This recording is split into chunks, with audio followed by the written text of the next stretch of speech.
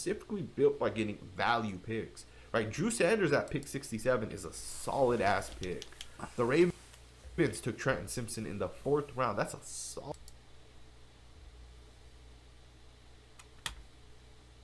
solid ass pick. Siaka Ika went after Byron Young. That's a solid pick, right? Taking guys like Anton Harrison at 12 would not have been a good value pick, right? That's a developmental player. Byron Young at 70 is a massive reach. Trey Tucker, I think, has upside, right? And I'll be the first to tell you guys, I do like the pick. Some people do say it's a reach. I don't know if I agree with that. But then you look at the guy we took 4 picks later, I think that's a reach, right? So I think we reached a lot in this class, right? So we'll see what ends up happening, man. I hope I'm wrong on this entire situation. But I do hope you guys enjoyed this video. Do let me know what you guys think. If you guys enjoyed it, thumbs up, subscribe, all that good stuff. See you guys next time with another video.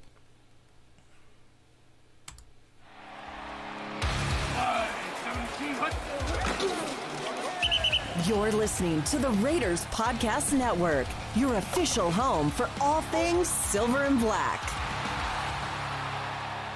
Yes, we're out of the gate. JT live from Raiders headquarters. I didn't think that Dave Ziegler would hear my open with a headset on. Man, I'm ready to go. Good to see you. Good to see you. Thanks for joining us exclusively here today. I could say this right out of the gate, a whirlwind for you. The last 48, 3 days or so, your entire staff. So let's open it up. What's it like now to take a step back and get to meet the players over the phone, make the call, have some in the building, and look back on what you did? Well, the call part, I mean, it's an emotional part of the weekend just because you know how someone's life has been impacted. You're getting to tell someone something that they've been working their whole life for, and it's a dream for them, and it's a dream for their family, and it's a ridiculously rare accomplishment to get drafted by an NFL team when you step back and you think about it. And so those calls are really special. They're really fun, and then it's exciting. It's a rewarding part of the weekend. Stepping back is there's a lot of excitement. There's a lot of encouraging things that we see with the draft class that we put together, and then there's also some reflection on some things that you would do differently from a strategic standpoint. And I always like to go back and be hard on ourselves, and there's a couple things I've learned here and there that I'll apply differently next year, and that's a part of the process too. And so, but we're really excited about this class. It was a fun weekend. It was a whirlwind, and I think we improved the team. Before we get into the picks, the Al Davis moment with you, Peter King was there. We heard from Peter King on our flagship station earlier today. What did that mean for you now? Because the first time it wasn't rushed, but you didn't have your whole scouting department there. You reflect on year one. You didn't have a first and second round pick due to Devontae, which was a great move. How did it change this time for you with your calmness, the coolness of your entire room as you put the plan together and then you had to execute it? Yeah, I think it's, just like when you're in school and you're preparing for a test, if you're not very prepared, there's a lot more anxiety and angst going into taking that test. And so I felt like with the group that we had put together and having a full year, Brandon Jurgen is our college director, Champ Kelly, obviously our assistant GM, heavily involved, and the other group of guys that we've put together are national scouts: DeJuan Daniels, Andy Dangler, Sean Harrock, Lenny McGill. We just have a lot of experience. We put a lot of work in. We put a lot of time and effort into this from the fall all the way up until Thursday. And so we felt prepared, and that preparation came across as, I'd say, an environment that was calm, cool, and collective on game day, if you will. I want to ask you about the Senior Bowl with Patrick Graham as one of the head coaches, Yep. your staff being down there, your scouts. How big of an impact did that have when you had to make some, and we'll get to the individual ones in here in a few minutes, but when you had to go, that's the move we have to make, it's coming towards us, put in the offseason and the Senior Bowl? Yeah, the Senior Bowl was a piece of the puzzle that we normally maybe wouldn't have if our coaches weren't involved. And that piece of the puzzle, what that gave us was information. We can see the tape and all that stuff that everybody gets that. We were able to get some inside information on what they were like in the meeting rooms, how they prepared, what their football intelligence was, how they interacted with teammates, a lot of the intangible things that you would not normally get unless you had a coach involved. And so those definitely had made us feel more comfortable about certain players versus other players. knowing the full picture on their experience at the Senior Bowl. Dave Ziegler joins us. Let's get to the draft and Tyree Wilson. So I was predicting either Witherspoon or Gonzalez. I thought that was a need. Thought Jalen Carter was in play with the Seahawks at 5. And then when we found out behind the scenes, you wanted a couple of quarterbacks to come off the board to have some defensive opportunities there. Walk us through that in real time, because Tyree Wilson is the pick you wanted. But as the board was moving, you're a GM, phone's ringing, you're on the phone. Yep. Walk me through that experience as you have your eye on Tyree Wilson, but it could be gone. Yeah, that's where there's the angst and anxiety comes as you're kind of looking at that. But as we mentioned, we'll, almost every pick that we go into, including our first pick in the draft this year, we have a group, depending on what the supply and demand is, 4 or 5 players that we're going to be comfortable picking. And we felt like if 3 quarterbacks went before we picked, that we were going to have a shot at one of the non-quarterback, the defensive players. That's who it turned out to be, really, including Paris Johnson. We felt like we were going to be able to get one of those players. And so once that the Colts picked Anthony Richardson, the temperature in the room went down. Everyone was excited and felt like we were going to get a really good football player there. And Tyree was a guy that we identified early in the process as one of the top defensive players in the draft. One of the players that we felt had a very high ceiling, and a player that was just impressive on tape. His length, his explosiveness, his versatility in terms of alignment versatility and where he could affect the quarterback from. And we think the sky's the limit with him. And we also love the intangibles, and we love his mindset, and we love the kid himself. We had him here for a 30 visit. So, just fell our way, and we feel like we got one of the best defensive players in the draft. Dave Ziegler joins us. So at that time, a lot of the fans and a lot of analysts said, okay, if you were going to go up and you wanted to kick the door initially with Chicago to get a quarterback, or maybe number 2 if you like C.J. Stroud, or if you like Richardson or Levis, who it was, when did that point come where, no, we're not going quarterback here. This is the guy we want. We know that because quarterback felt like it wasn't a need with Jimmy Garoppolo. Yeah, just through the process, all the way starting, at the combine, and then obviously we did a lot of visits in the pro days at that time with a lot of people, and had guys here for the 30 visits, and there were some other, meetings that we had with, with that group, and ultimately, we just felt like waiting until players or quarterbacks were available in our current situation here. That we felt comfortable with where we were at, Jimmy, and with Roger as the backup. It didn't feel like that draft, one of those other non-defensive players was the best fit for us. Dave Ziegler joins us. I wanted to share this with you. I didn't share this with you. I was at the draft party, and I was sitting with Max and Chandler. They were in one of the cabanas, and I was getting ready to go up on stage with them. I've known Max since he's come here, and he reached out to him. Everyone knew. Max showed me it, and I was like, ooh, Chandler was sitting there. I want to tell you, it was one of the classiest things I've ever seen. Chandler Jones lit up, and he's like, I'm going to mentor that guy. Max pumped his fist. That's interesting. The two people that play similar positions were so excited to welcome in a new brother. I thought that was important to share because the energy at that time, they both understood. Yeah, it's 2 special individuals that, put the team first, both Max and Chandler, and they want to see us win football games. And they know that, an effective defensive line, how important that is to success. And they also understand that the best defensive line is from the legs. And there's a lot of players that allow each individual player to stay fresh, to be as disruptive as possible. And we love both of those 2 guys, Chandler and Max, what they bring on the field, what they bring off the field, and that's just a great example of, again, the type of team-first environment that trying to build. Now, before we get to Byron Young, I want to go through all your picks. Yep.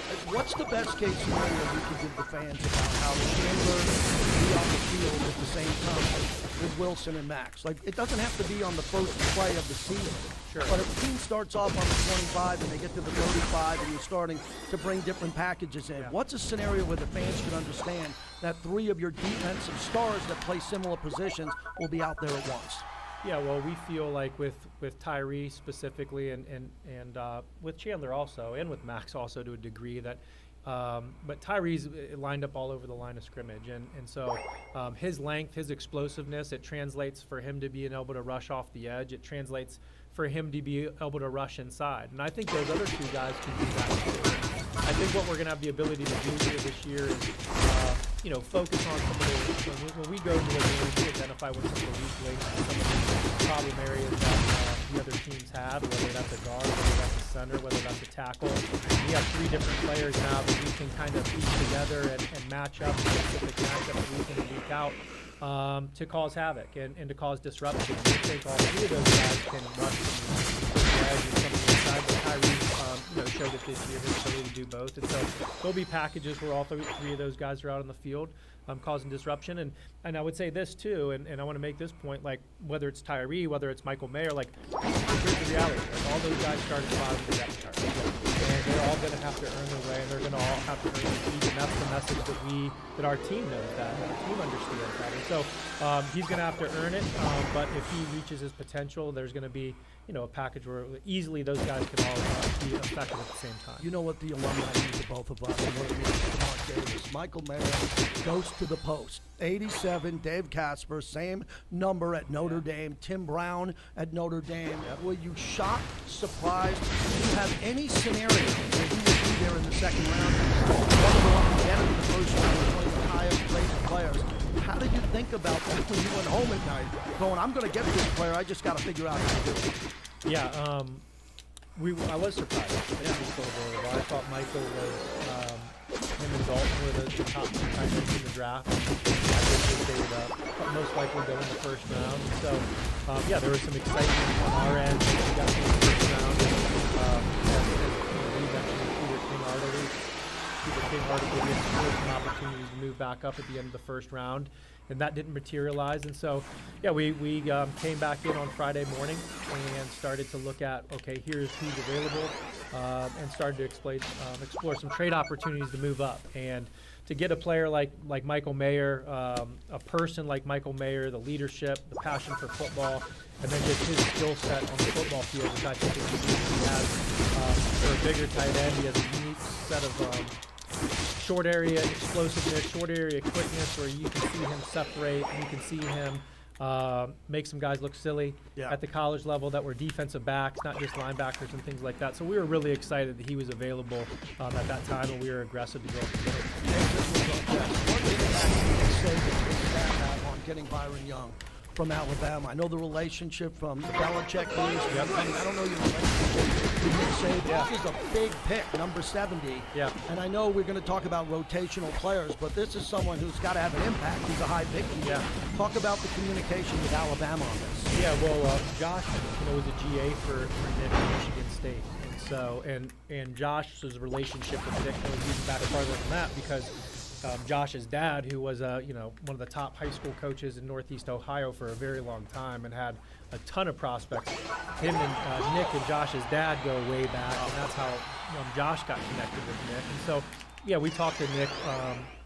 Josh talked to Nick throughout the process on all the different prospects that Alabama puts out, which is a ton. And so we felt really good about Byron as a person and as a football character and a person that's going to be motivated to get the best of their ability.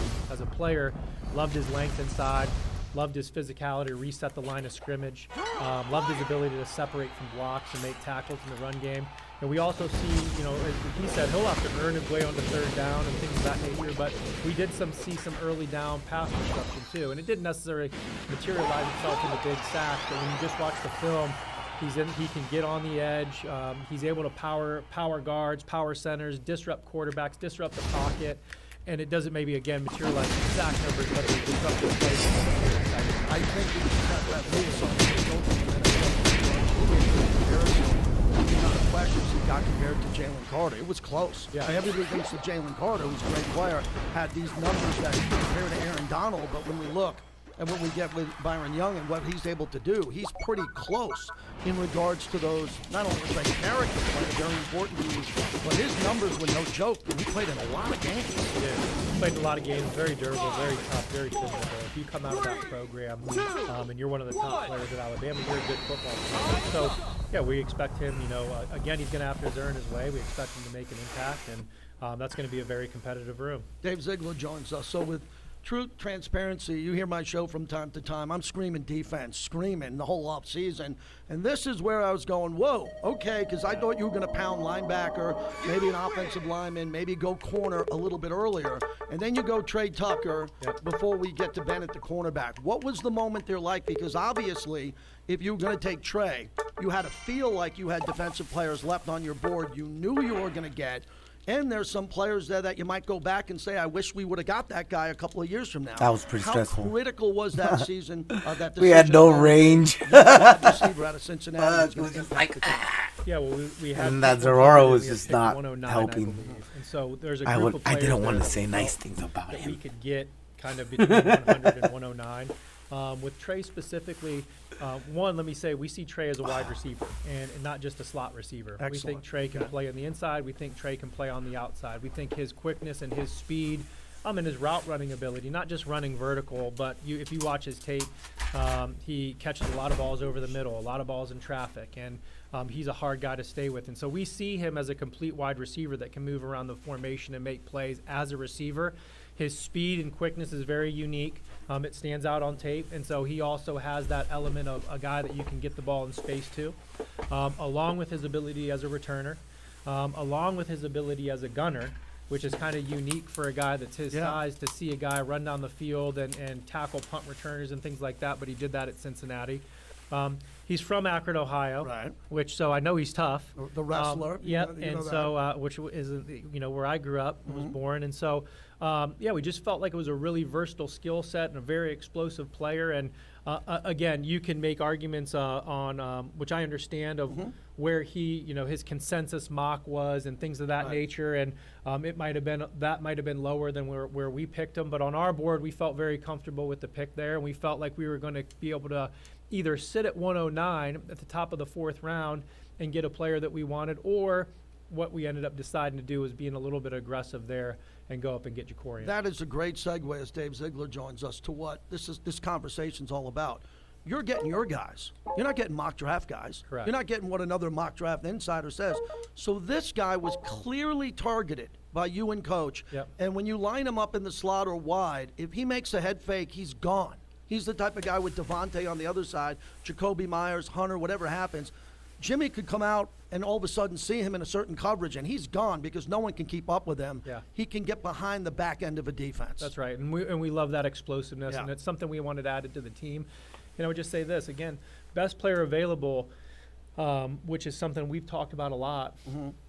Best player available is the film goes into that, the football intelligence goes into that, the football character goes into that, and so that's what goes into our best player available. We can't just rely on the tape alone. It's your scouts. It's your work here. Bennett at corner. Interesting, as everyone's saying, will Ringo be the fit because the Dogs are going to Philly, and what's going to happen there? Another one that you had circled. This was a player I get the impression you were going to get no matter what. If you had to go get him in the third, if you were going to get him in the fourth or have to move up, walk me through that pick.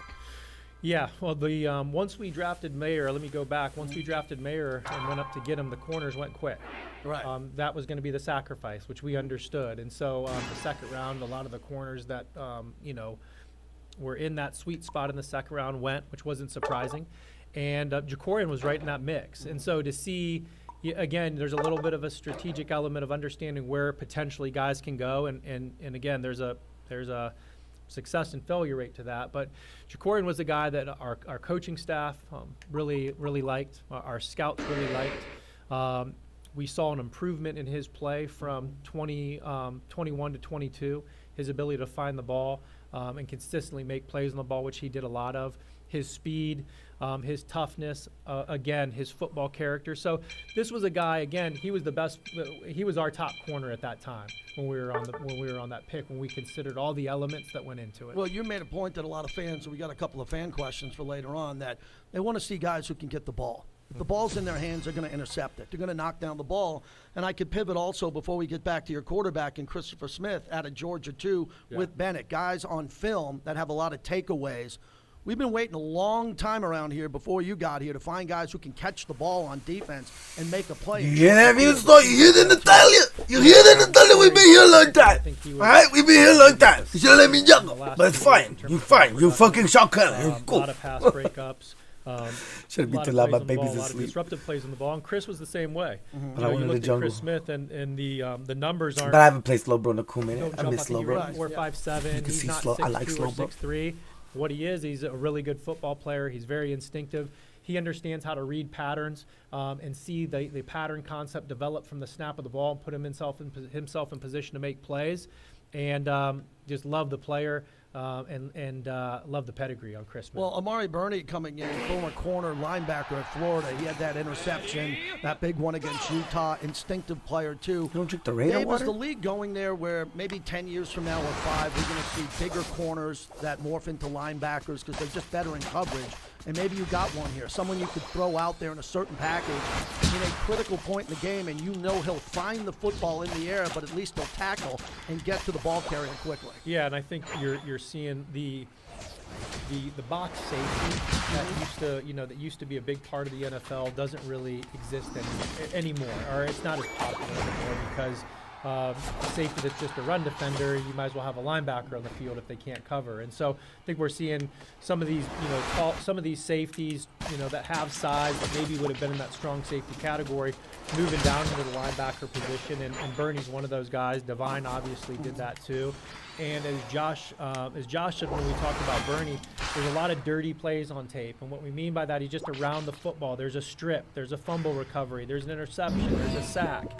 He's just one of these guys that consistently found himself around the football and consistently made plays around the football. And so we love that. We love the upside about it, of his development at the linebacker position. We think he's going to be an impact player in the kicking game. We went down for the pro day to see Anthony Richardson, and we spent some time with Anthony the night before. And this guy, Bernie, was I love how that works. Bernie was a star of the show down there too. Some guys had him at a 4.48, between 4.48 and 4.51. The testing numbers were exceptional. The workout was really good. And then just talking to some people there on campus, one of the top flight kids in the program in terms of leadership and just passion for Core football. values that Yes. you like. Wrapping it up with Dave Ziegler, let's get to the quarterback O'Connell. So a lot of fans said, wow, Hendon Hooker's still available after day one, and Will Levis is dropping. This was a serious plan by you. You had to get a quarterback, a backup to start, obviously, not some star who could start year one. So this philosophy is really unique to me because, again, there were defensive players there and offensive linemen that could have helped you. Why'd you go quarterback there? Yeah, well, first, Aiden was a guy that we identified early in the fall as someone that we felt was going to fit. And so we were excited about the player. When you watch Aiden O'Connell's tape, you see a lot of NFL throws. You see a lot of tight window anticipation throws from the pocket.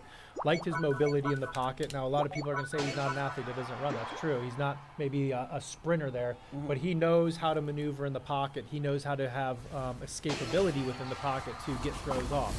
And so we like the arm talent. We like I said, his ability to make tight window throws. And then we really liked all the intangibles, all the neck-up qualities as we went through it. He was a guy that started as the Asian quarterback there and fought his way up. And so to go back into your question, though, just through some research and through some of the intel that we do throughout the draft, we felt like there was going to be a run on quarterbacks, and we knew some of the teams that had had their eyes on Aiden. Yeah, there were specific teams that had their eye on him. Correct. If you didn't get him there, you weren't going to get him. That's what we felt like. Right. Right, wrong, or indifferent. enough, yeah. And so that's how we saw it, and so we wanted to get in front of a couple of those teams to make sure we got him when we did, because the one thing too that goes into this is we've experienced the last couple of years. Trying to find the backup in free agency is not really what we want to do. One, they're players that typically are costing now anywhere between $4+ million, $4 million. When you're making that investment in a player, they also might not know your system. So you're paying $4 or $5 million for a backup quarterback. They also have to come into the system. To be able to add a player on a rookie deal that we know he's going to be here for 4 years, that we're going to be able to mold and groom in our system in a cost-effective situation, is something that philosophically for us is something. Lastly, on the player personnel, what can you share with us with the undrafted free agents that you come to tell us about as this process is happening? Yeah. Again, our group does a phenomenal job, led by Brandon Jurgen and Champ Kelly. That and all our area scouts and our coaches, that's their time to shine. That's where they really I put it in their hands and they run with it We're and go. demanding with them. This is Yes. what they get paid to do. Yeah, That's why they're here. And that's why they're here. And so we let them do their thing. And last year I think they proved that they're pretty effective in that way. Sam Webb, Luke Masterson, Isaiah. We had a lot of players that were signed as college free agents last year that made the 53. Curtis McClendon, the guard from Chattanooga. It was a really highly I thought can't out. believe he didn't get drafted. I thought that was a great find. Yeah, and he was a guy that had a lot of competition in the college free agency process. So excited about him. And so all those guys are going to have an opportunity to earn their keep. And as we tell all our guys, we tell our players that are already on the roster, we care what you do when you get here. We'll give you the opportunity. Couple questions from our fans.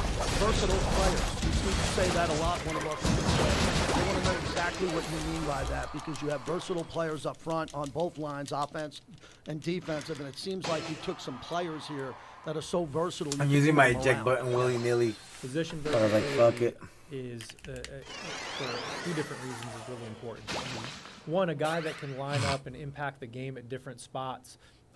It makes it harder for offenses to prepare for when you have guys that move around and they have to separate them and they try to have to, form their plan around some educated guesses of what players are going to be. And so having guys that can do that is important. The second part of that, whether it be the offensive line, whether it be a receiver, running back, whatever you call it, whatever position, their ability to play more than one spot throughout the course of a 17-game season is really important, because we know injuries are going to happen. We know there's going to be nicks. We know that there's going to be times where guys are going to have to step into a new role. And to have guys that have experience in doing that and aren't learning it for the first time, we think is a really key element of team building. Dave Ziegler, as we wrap it up, one more question from a fan. Between now and training camp, do you plan on adding additions to the O-line, or do you seem to be set with this group? We'll see. We'll see what resources are available and what's out there. We'll see how this week continues to develop. There's not a position on the bench that we're not going to look that had a player that can help us with that, if that's what we identify with. And those are conversations that, we have had, but we'll continue to have, and say, look at our roster, look at where we have surpluses, look at where we have needs, and look at every other team in the league in the same light. Fuck! With those players that are still Fuck! That was crazy. That was crazy, bro. Fuck. Feel that's going to upgrade the situation here or add competition. We're going to do that. Offensive line is no different. It's taken me a while to figure this out, just in football in general. Following it this weekend, you always want the Howie Long, you want Lester Hayes, Haynes, Charles Woodson, but you're not always going to get them. And the way you're building this team, you seem to have guys that you know are versatile. They have to be faster, smarter, more explosive, and they have to be able to come in situationally and make big plays, even if they're coming off the field. And I want to end this by talking about character. A lot of guys don't want that. They want to play the whole game. They don't want to come off the field. And it seems like this building now is about a bunch of teammates that are going to be coming off the field. And there's going to be someone right behind them that might not have the star status, but they're going to get a chance. They're going to get a couple plays in a row. If they play well, they'll get more in the next game. Is that the versatility and the type of player you're trying to bring in? Yeah, and we're looking for guys that, again, we want guys that are going to put the team first. And again, if the guy earns the ability to play out on all 3 downs and he can do it effectively, we're going to let him roll. But there's just an element of when you build a football team, the reality of the skill sets out there. There's guys that are going to have roles on first and second down. There's going to be third down only players. There's going to be guys that we want in the game in 2-minute situations at the end of the half or the end of the end of the game or whatever the situation may be. And so that's what we are looking for. And we're also looking for guys again that have a passion for the game. And the reason that's important for us is because we want guys that are driven and threat. And so that's another important piece of the puzzle for us. So, the versatility, you're right. Guys are going to have certain roles. That's how we want to build this roster. And if they earn more, then we'll gladly do it. I really appreciate all your time. Last question, Josh McDaniels. College friend, teammate, worked with him with the Patriots. He went to Denver. the time he came back here, year 1 to year 2. I was using my Tell fucking these thing fans so bad. something about him that can connect him with the fans even more, about what you've learned from him, your friendship as a teammate, Yep. to him evolving as a coach, and how he can get the team to win more games. Yeah, great man and great person, and he's a whatever the narrative is out there. The reality is this: these guys love playing for Josh McDaniels. Guys want to play for the Las Vegas Raiders. So anything that's that these players don't want to come or this and that, and I've seen a little bit of that narrative out there. That's 100% false. Josh is a great leader. He has an open door, an open window with all these players, and he has a great relationship with this group. And that's why you saw this past season when there was a couple ruts in the season where we lost 3 in a row. I don't think we saw anything out there in the media of the strife in the locker room or issues here or a team that gave up at the end of the season. That goes directly back to Josh McDaniels and his leadership, the relationships that he creates with these players.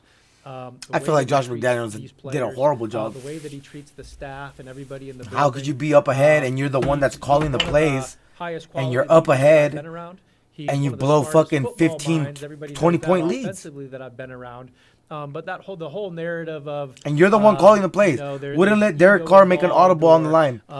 Again, it's his way or the highway and things of that nature. They're just false narratives. That's not how we operate here. That's not how he operates. And just a great man, a great friend, and a very smart football guy. And there isn't anybody I'd rather be doing this with than Josh McDaniels because of how qualified he is as a coach and how qualified he is as a leader. Dave, thanks for the time and congratulations to your staff. They deserve a couple good dinners, some time back with their family now, huh? Yeah, we're going to give them a little bit of time and then get right back at it and get ready for this season coming up. Thanks again. Thank you.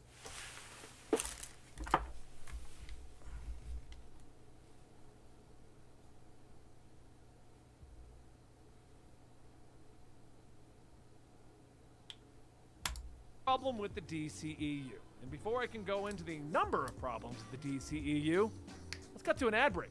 Hey everyone, today's episode is brought to you by 2 sponsors, the first of which is Shortboxed. Fanatic, but I also love my gamer subs. But they also run things such as, here's the problem with the MCU. But the DCEU is different. You see, the DCEU, in my opinion, and this one is entirely my opinion, although the rest of them have also been, although some of you apparently thought I was speaking facts. Thank you, because I agree. But this one is entirely my opinion. The DCEU problem started with the beginning of the MCU. And a little bit before that. So basically, the DC, before the MCU, it was decided that the DC's characters, Batman and Superman, were just too big. That they shouldn't be in any kind of a crossover or shared universe. None of that should exist. Batman and Superman were so big that they were deemed to be their own franchises, wholeheartedly away from DC Comics. To this day, that is still a thing. I don't know if Dan can find it, but way back when it was announced that HBO Max and Discovery Plus would be merging, they put out like an image that showed what they deemed to be their franchises, things that could stand on their own. And in that is Superman and Batman, then DC. I think there's a few other DC characters that they deem to be able to hold a franchise on their own. But that's still an issue that WB has deemed. DC has also always been owned by WB, for as long as many of you can remember, I should state. It's not a situation that happened like in the 2010s, like with Disney with Marvel. As far as most of us have known for the longevity of our lives, it's very much been WB or a form of WB. So that's why in the early days, we had the Batman movie, the Batman Returns, Batman Forever, Batman, George Clooney. When we had those movies, they were just solo. They never crossed over with Superman, and we never had anything going on. The same thing was going on with the Christopher Reeve movies. They were just deemed to be too powerful to need to cross over or even mention Bruce Wayne. So they were all standalone by themselves. Batman also gets a reboot every so often with them changing out the actor. It was deemed that Batman could be like a James Bond kind of character, that you could easily swap out Bruce Wayne and no one would really notice as long as the Batman was in a suit with a cowl. So that's why we had them change out. That's why we had Michael Keaton, Val Kilmer, George Clooney, and then Christian Bale. Christian Bale is the beginning of the MCU causing problems to the DCEU. Because they decided to do what they normally do. They gave Christopher Nolan the ability to do whatever he wanted with the Batman license, and the idea for Christopher Nolan was that nothing would cross over. Batman was going to be Batman, and it would be its own grounded version of Batman, and it would not exist in a larger scale. Now, when the first Dark Knight came out, that was 2000. That was going on before the idea of a crossed over, multi-connected movie franchise was a thing. Iron Man came out in 2008, and that started to cement the idea that we could do something with this. Now, WB saw what could be a promising idea, but the problem is it hadn't been tested yet, and what WB was doing worked. You can argue all you want that we wanted Batman. You can argue all about that George... I'm not sure Dan will pull it off. The terrible Justice League movie that never got made, but we can argue that we wanted this. WB, it not. Batman can hold an entire franchise by himself. Why waste the potential by putting him on a Justice League when the Justice League could be a franchise? Iron Man came out and implied Captain America, something that WB had never done. That was just a fun use. As we built toward the event in 2012, Fuck. we started to see that there was potential money in crossing over. Wow. But at this time, we didn't. Wow. We weren't looking at fucking wow. box office. We were just looking at fucking wow. Cinematic universe that were lightly crossing over. Dark Knight Rises came out in 2012, and that's when the Avengers came. Now, this was the beginning of what, if you follow our podcast channel, Sal likes to name the problem era of $1 billion. Dark Knight Rises broke $1 billion. I think it just crossed the line, but it did get up. Avengers did $5 million. Around this time, we also had Man of Steel. And Man of Steel came out in 2013. Now, Christopher Nolan's Batman wasn't allowed to be crossed over with anything else from the DC universe outside of like a fun Easter egg nod or mention. But when Avengers came out, beat their solo Batman, WB's problem arose.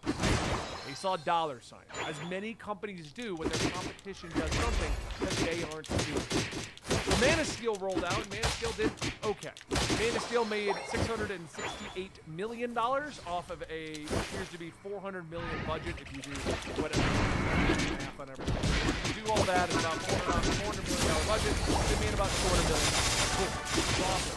That's not $1 billion, is it? And the decision was, take Man of Steel and use it for cinematic. If Marvel can do this with characters you've never heard of, well then, by golly, characters that should be franchises on their own should be able to break $2 billion. If we can make $1 billion on a Batman film, we can make $650 million easy on a Superman film. What if you put your hands together, my friend? It's like peanut butter and jelly, chocolate and peanut butter. Peanut butter and pickles if you're pregnant. Peanut butter goes with everything. I mean, you can put that stuff on anything, and it tastes good. Don't look at that. Anyway, the decision was to take the Man of Steel franchise and then go straight into a crossover universe. And this is where the Zack Snyder problem started. Now, before we get into this era of I do want to say, I'm a fan of the Snyder. I am. I like the idea. How am I getting so stunned? Whether we liked it or hated it, you will never know. We never got to that. But I was a fan of the Snyder. But this is where the first part of our fucking annoying. So DC and WB had decided that this should easily be making $1 billion. And still can do, you know, about $550 million. Batman can do $1 billion. This should be easily doing that.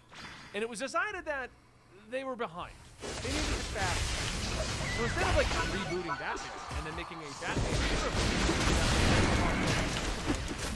they figured we already have Dark Knight. That ended in 2000. You can't really start a new Batman. That's not how this works. And they didn't even announce it. So at San Diego 2013, right after Man of Steel came out, it was announced that Man of Steel was now, even though it wasn't intended to be, the beginning of the DCEU, and that the first movie that would be part of this DCEU would actually be Batman versus Superman. They were going to be remaking the Dark Knight, basically the original Dark Knight, Batman fought against Superman, but in this new DCEU. We would get a brand new Batman, but he wouldn't get his own movies. And then they started like spouting all the that Zack Snyder was going from just headlining a single Superman movie into headlining the Justice League movie and build out the entire cast and characters like Wonder Woman and Aquaman and Shazam and Cyborg. We're going to be getting solo movies to tie into a giant cinematic universe. But this is where our second problem came in. Warner Brothers $1 billion dollar signs. They wanted $1 billion and more. They wanted you to want to go see the rest of the year, even though they did successful. They weren't building to the Avengers original. That's why we have the continuity errors in the beginning compared to where things ended up going. They weren't aiming for the Avengers. Avengers is something that came out of these are succeeding, so why don't we make Avengers? It was always in the back of their minds, but if you look into the original stuff, when they made the original Iron Man, it was just that's where it started. WB decided to take a movie that wasn't originally the beginning of the DCEU, make it the DCEU, and then make it the next movie not good. So the next movie was Batman vs. Superman. And I actually kind of like this movie, but there's a lot of problems with this movie. And we can't ignore that. And these problems are the same problems that Amazing Spider-Man 2 had, and apparently WB just never watched that movie like no one else did. So if you go back to Amazing Spider-Man 2, the big issue is that Sony decided that they were going to make a Spider-Man cinematic movie. So in the middle of the Andrew Garfield second movie, they decided to make it basically a backdoor pilot for the 6 movie and all other characters. I don't even remember at this point, but it was basically half trailer for movies that don't exist, and then half Spider-Man movie. Batman vs. Superman decided to bring us in and introduce us to a brand new Batman, use this as his introduction to the DCEU, and then turn this bout against Batman and Superman into a giant teaser for the rest of the DCEU. If you don't remember, this is Wonder Woman's first appearance in the DCEU. It's also the first appearance of Flash, Cyborg, and Aquaman as folders with logos and symbols and names devised by LexCorp. It was also the return of Michael Shannon as Zod. It was also a cave troll from the Lord of the Rings wandered over to the set to become known as Doomsday. It was just a weird situation in which they just brought everything that they could possibly cram into the movie. I think the core story of Batman vs. Superman in the movie is great. And I love the cinematography, the fight sequences, the choreography. The dance moves they were doing. Anyway, I was enjoying a lot of it. But then you know, like the She With You one. So trash. The looking the they're trying to wrap every character in the entire DCEU. And then to top off all of that, trying to turn a movie into a giant teaser for an entire universe, the movie didn't even break 900 million. Now, the supposed budget for this movie is $250 million to $300 million. A long time ago in cinema, internet, it was decided that in order to figure out the marketing budget for a movie, you need to double the cost. And that'll just make roughly If I give those four, the movie. Using that estimate, we're looking at about $600 million. But leaks internally stated that the marketing, due to everything they tried to change on this movie, was well beyond that they had spent almost $900 million in marketing and basically the movie itself. Problem is, even if we go off the numbers that we do have available to us, they only made $300 million, which to the rest of the world is, holy crap, that's incredible, you guys are hugely successful. But in WB's eyes, it didn't break $1 billion. And that was the second problem. Well, that's the first problem coming up again, because we have two problems that are really going on here. Zack Snyder was tasked with taking his single movie and turning it into an entire universe. And nobody approved what he wanted to do with it. They just said, Zack Snyder, do you want to be our Kevin Feige? And just let him run with it. And WB wanted $1 billion, which led into the next big issue. So because of the backlash to Batman vs. Superman, because regardless of it making almost $900 million, Batman vs. Superman was lambasted for poor writing. I was so trash. Darkened tone. Basically what people weren't expecting in a Batman vs. Superman movie. WB decided to get their hands involved in everything coming out of Zack Snyder's universe because they wanted to try and make things make $1 billion. If Zack Snyder couldn't make $1 billion with Batman versus Superman, well, he ain't gonna make $1 billion with any of this. We need to get into it and fix it ourselves. And if everyone's wondering what my overall opinion of the Snyderverse was, I actually like the ideas of it, but I do agree that his darker tone and the change that he was going to make to the entire pantheon of DC characters should have happened after we had just a true-to-life, normal DC comic stuff. But I don't think it was terrible. Anyway, Suicide Squad was next on the bill, and the David Ayer version got removed. Too dark, too gritty, we don't want it anymore. So WB started tampering with stuff going on in the DCEU to try and hit that $1 billion marker. Because Like, if DC is gritty, it is dark. Guardians of the Galaxy is a popular group of characters, why can't we make the Suicide Squad a popular group of characters? And Suicide Squad, with its marketing budget incorporated, is about $400 million, and it made $747 million. These movies are profitable. Like, it made money, but it wasn't enough for WB, so they got more involved. Wonder Woman came out and only made $822 million, which was another what the hell. But it was still, they made a ton of money and they weren't happy with it. And this trend continued, and you could tell as every movie came out, WB was getting more and more involved, all the way to the point of the Justice League. Now, I'm not going to go super deep into what happened with the Justice League. There's a lot of different things that have supposedly happened. Supposedly, WB wanted to fire Zack Snyder at this point because other than Wonder Woman, they had deemed everything a failure. But at the same time, Zack Snyder had a passing within his family. So between everything going on, he basically stepped down and Joss Whedon took over. Joss Whedon came in and caused a number of issues, once again, supposedly on the set. Problems with Gal Gadot, problems with Ray Fisher, stuff like that. He also completely changed the tone of the movie, adding in more humor, more jokes, adding in a red overglossed tone, all that kind of thing. All those kinds of things. I talk professionally, it's fine. But Justice League, the penultimate movie, only made $657 million against a budget of $300 million, which if we double is only $600 million. So it didn't make any money. Part of the problem, in my opinion, isn't even that it was the Joss Whedon cut, because I don't think your average moviegoer had any idea what was going on with the Zack Snyder situation. I've always said I don't know why they were promoting this movie without telling you that Superman is in it. Like, they were trying to make you believe Superman wasn't going to be in this movie. But his logo is literally on this terribly logoed poster that I'm going to link to Dan. It just looks terrible, but you're like half promoting him, half not. It was like a whole big... The marketing department didn't know what they wanted to do with this movie. That's just what it comes down to. At this point, it was, there was the public situation going on with Zack Snyder, even the casual movie. But are they doing injustice or what are they doing? Because they should do injustice. They had to go see the movie. Anyway, Justice League horribly underperformed. I mean, Suicide Squad, Wonder Woman, and Batman vs. Superman all beat Justice League. Then Aquaman came out and blew the doors off everything, but now we had no Zack Snyder. This enters into the third problem of what I have deemed the issues with the DCEU. Because for the entire period of 2013 to about 2018, we were chasing the $1 billion marker, which their argument was Disney did it, and Disney was still doing it at this time, so why couldn't DC do it?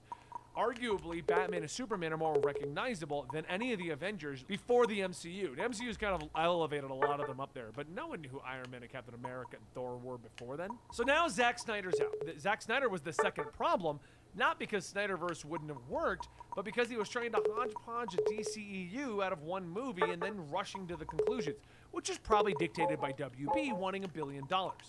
Most of the issues up to now are WB, because the third issue is also WB.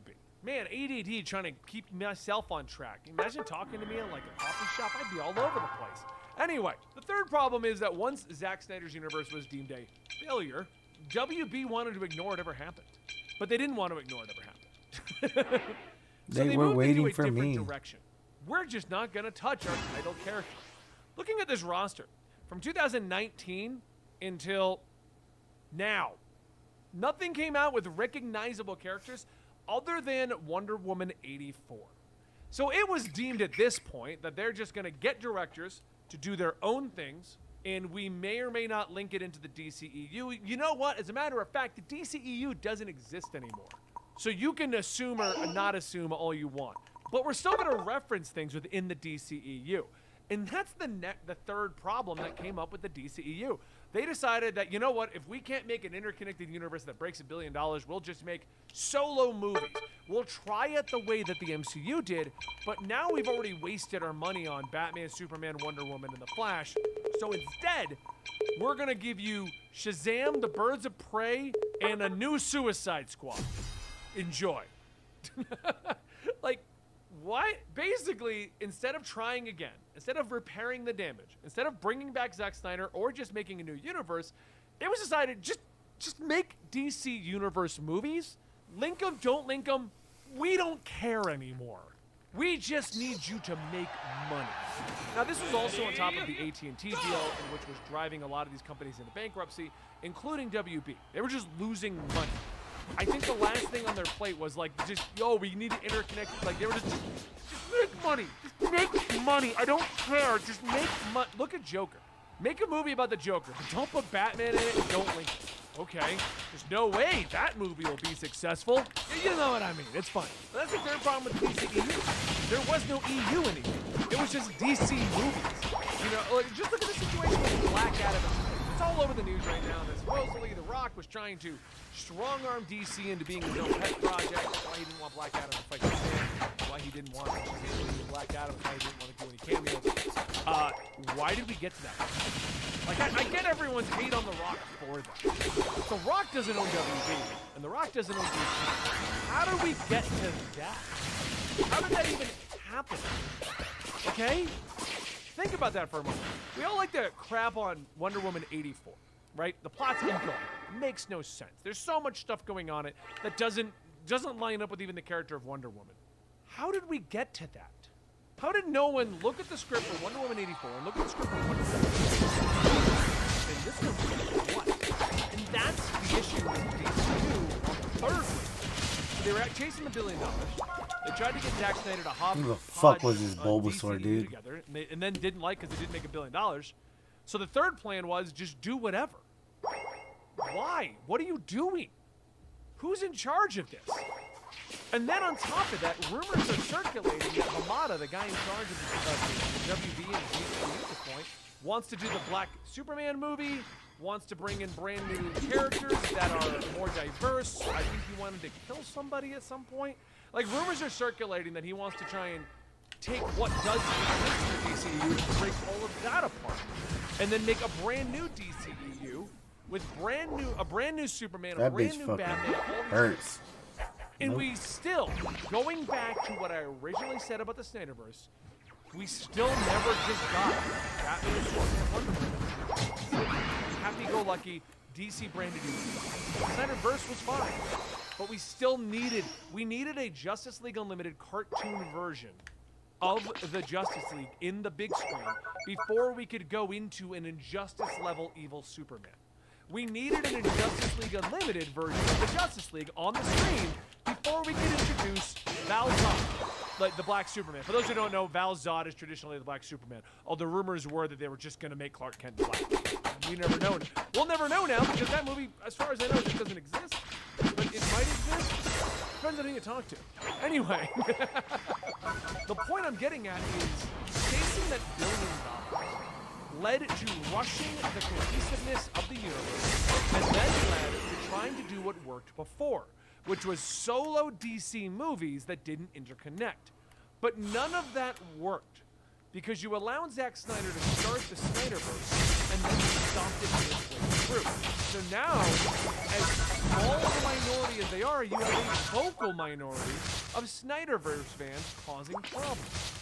On top of that, you now have your general moviegoer fan base that feels no cohesiveness in the DC universe. And because of that, they don't want to go watch a DC movie. It's the same problem that DC Comics dealt with at the end of the day.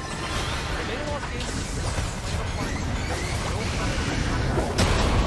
so for 2 years, we as DC fans can feel a lack of interconnectivity. It's exactly what I said in the MCU. It didn't exist in the comic books for DC for about 2 to 3 years.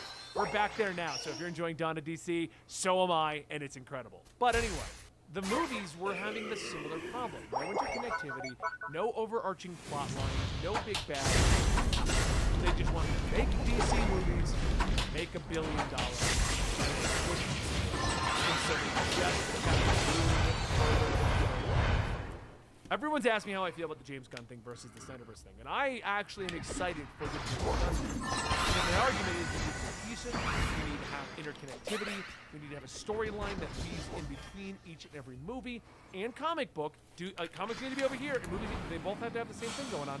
James Gunn gets me excited in more ways than one, because he's going to connect things. He's going to make things like there's one big plot again. And while I'm sad that we've lost the Snyderverse has not been around since the Wonder Woman movie. And that's debatable because Zack Snyder wasn't directly involved in it. The Snyderverse really hasn't been a thing since Batman and Dawn of Justice. After that, it's really just been what Snyder would have done, what he would have done, what he would have connected, what his overarching plot was. But it's not really gone further. And it's been, what, 16 years of Justice League? Or something like that? Yeah, like 16 years. Not quite that much. But it has been 7 years since Batman vs. Superman, and it's been 6 years.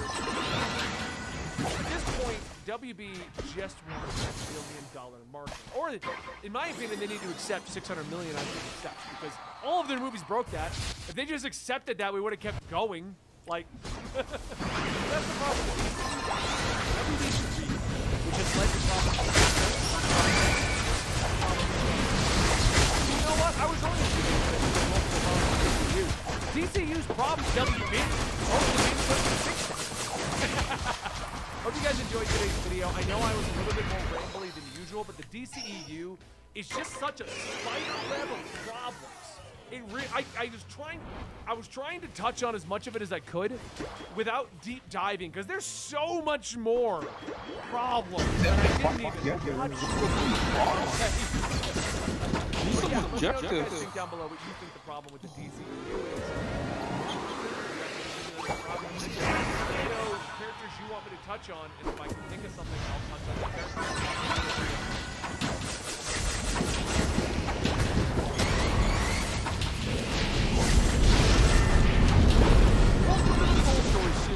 Take a lot of our older videos from over the years that we've been doing comic storing in, and we combine them into a giant, large epic that you can basically pop on and then go on a long road trip and watch. Today we're going to be giving you the story of Earth 2, one of my all-time favorite storylines that came out of New 52. And the reason we're doing this is everyone's freaking out about Val Zod and Michael B. Jordan being rumored as a new Superman. Either way, this is the actual storyline for Val Zod. I'm a huge fan of the storyline as a whole, but I don't want to spoil anything.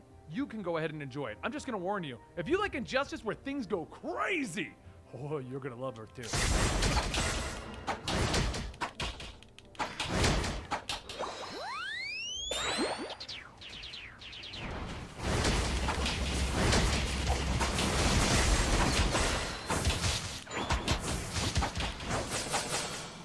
The world is almost lost. Batman, Superman, and Wonder Woman are doing their best, but we've lost so many. Parademons are everywhere, and Darkseid has gone on and invaded all of this world. Batman has one final goal. With Wonder Woman, the last of the Amazons, screaming her battle cry, and Superman's mind occupied by the lost Lois Lane. Batman scales one of the transmitting towers with Robin as his backup, and Superman overwatching a military unit transporting a nuke as a last-ditch effort.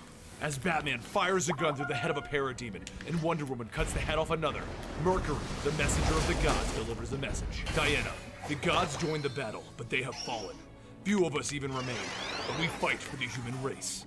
He then leaves the area just as Superman is becoming overwhelmed by parademons, and Steppenwolf booms onto the scene. Superman watches in horror, and he tries his best to warn Wonder Woman. But it's too late. She takes a blade through her back, cutting her through the stomach. He can only watch in horror as she falls to the ground dead. And furious, he shouts, "Steppenwolf, I'll kill you!"